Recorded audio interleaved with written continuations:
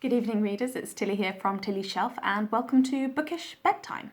So I didn't record a video this morning because I woke up really late and then I felt like I didn't really have anything valuable to say or anything that would be particularly entertaining because I've just been reading more of Jude the Obscure by Thomas Hardy and I've got to be honest, I'm not loving it to pieces. Like, I'm enjoying it, definitely, but I don't particularly like the character of Jude very much and he is obviously the main character of the book, so that kind of causes some issues, I suppose, with me getting along with the general progress of the story. So yeah, I didn't really feel like I had much to share. But this evening I have hit upon an idea for a Victober themed video that I hope will be as entertaining for you as it will be cringe-inducing for me.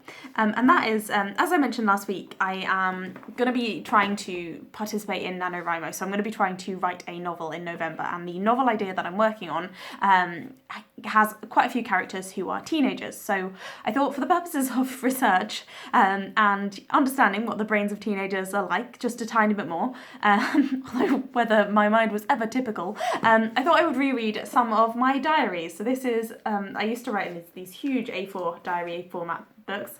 This is 2007 to 2008. And amusingly, I quite often would write about things that I read, and this was an era where I was starting to read quite a lot of classic literature and Victorian literature. It definitely wasn't the start of it. I think I'd have to go back another book for that. I don't care about this idea quite that much to read what it was like when I was 13.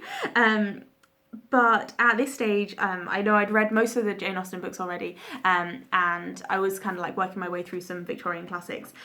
So I thought I would read for you some of my thoughts on works of Victorian literature from when I was sort of 14, 15.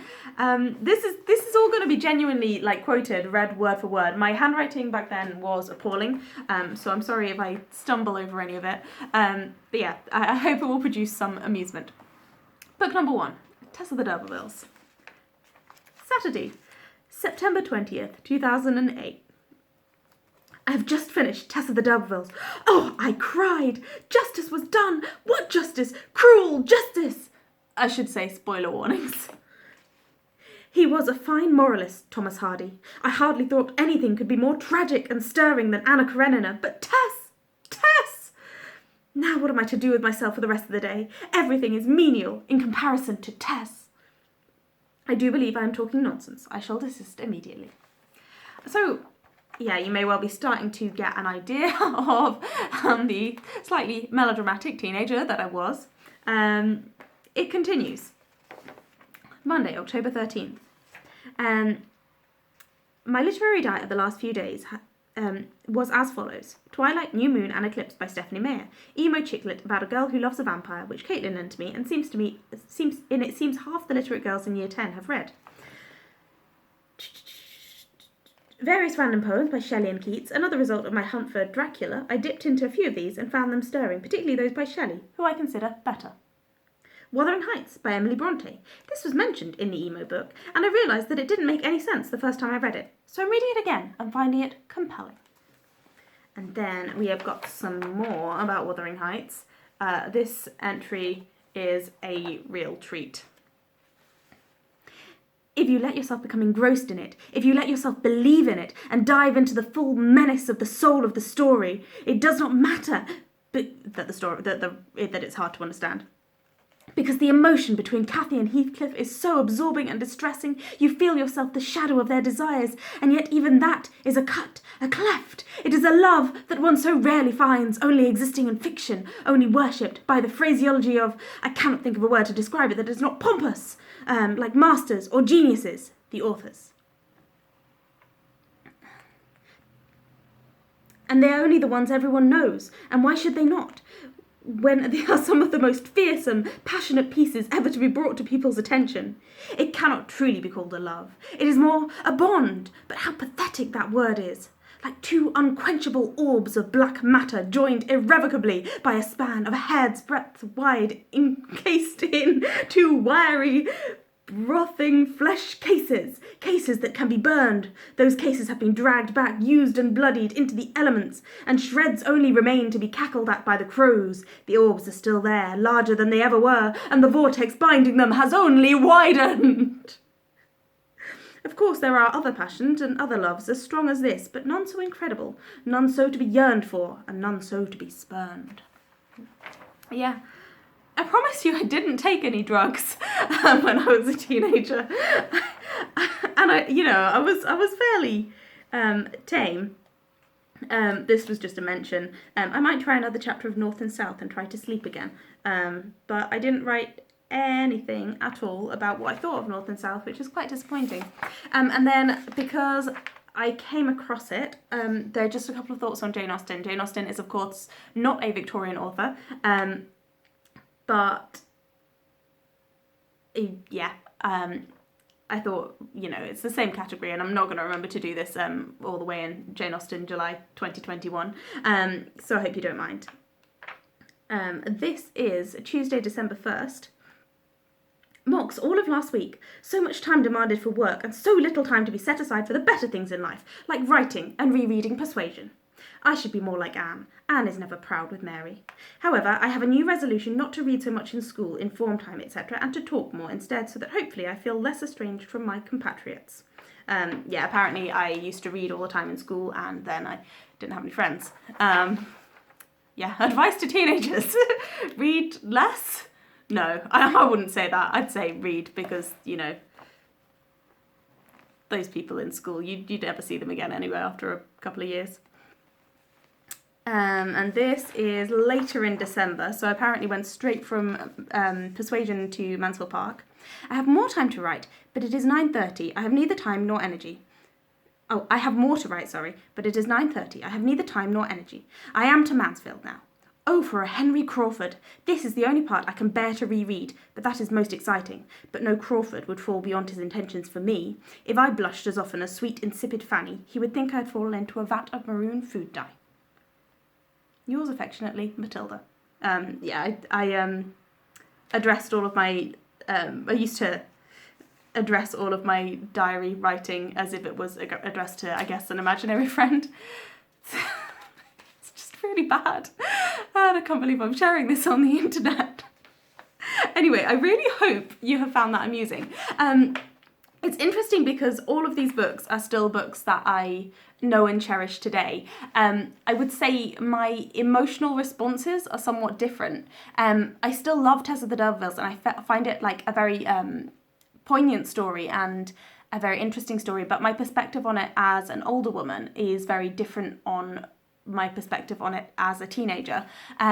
And I would say I appreciate different features of it more now. Like, I appreciate the writing style and the more literary aspects, I suppose. And I possibly have some more frustrations with the characters rather than just the situation. Like, I think on first reading, I felt very much like it was the situation that worked against Tess, and that there were things that couldn't have been avoided. Whereas now I see it as very much... some characters who thought they were maybe doing good, who were very flawed and manipulative and negative, even when they were claiming to be beneficial. And I know a lot of people kind of get frustrated with Tess sometimes for being less confident and not standing up for herself. I don't have that problem with Tess, but yeah, I definitely appreciate different aspects of it now. Wuthering Heights, I have reread since then, and kind of a little bit like, I am less into the intense melodramatic emotion than I was at this time, at which point it seems I was quite intensely into it.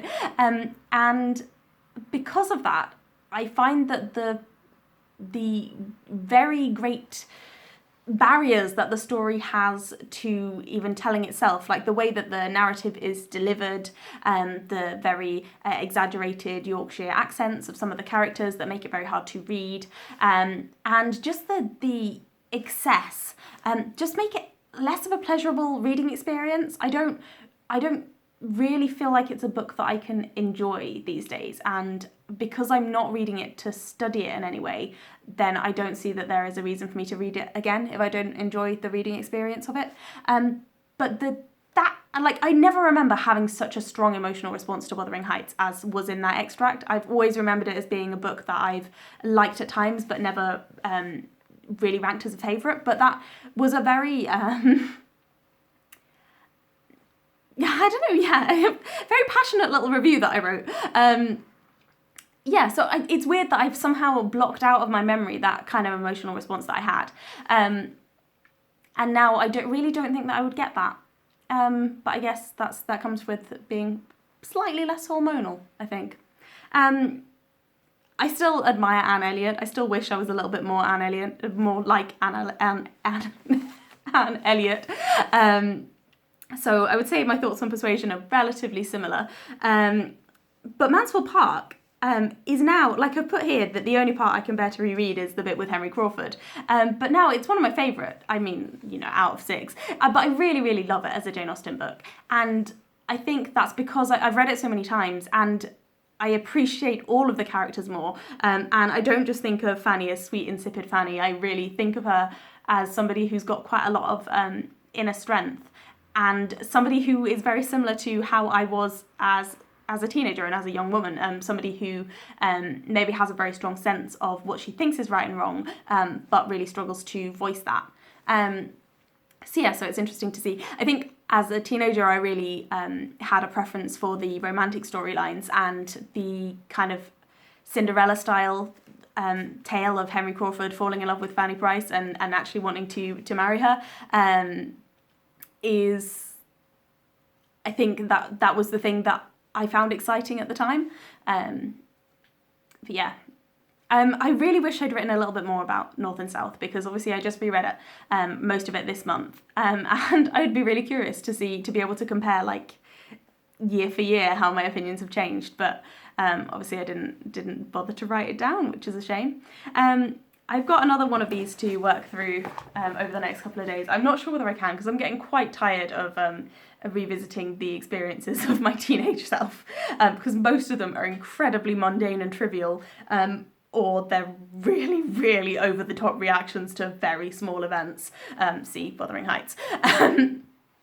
But if I come across any more Victorian literature or other literature reviews, then I will be sure to share them with you. There's a lot more stuff. I should say all of this comes from like the last little section of this book. I don't know if you can see, because all through this bit there's a load, like one of the most common entries is me writing about things that I've read recently, but I just wasn't thinking about it in the context of Victober, so I didn't pick up on it and I can't go back through it. I know I wrote quite a lot about the book Daddy Longlegs, which I think I'm going to go back and reread because I apparently loved it so much, and read it a lot when I couldn't sleep and stuff.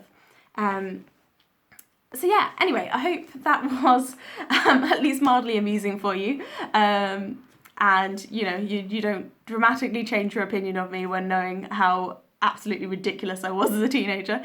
Happy Victober, everyone. This is going to be my last Victober video, and I will next speak to you again in November, which will be NaNoWriMo and also Nonfiction November, so I'm excited to be getting started on those projects. Anyway, take care, everyone. Oh, and thanks to the Victober hosts, Katie from Books and Things, Kate Howe, and Lucy the Reader, for all of the Victober-related stuff that they have enabled this month. Take care.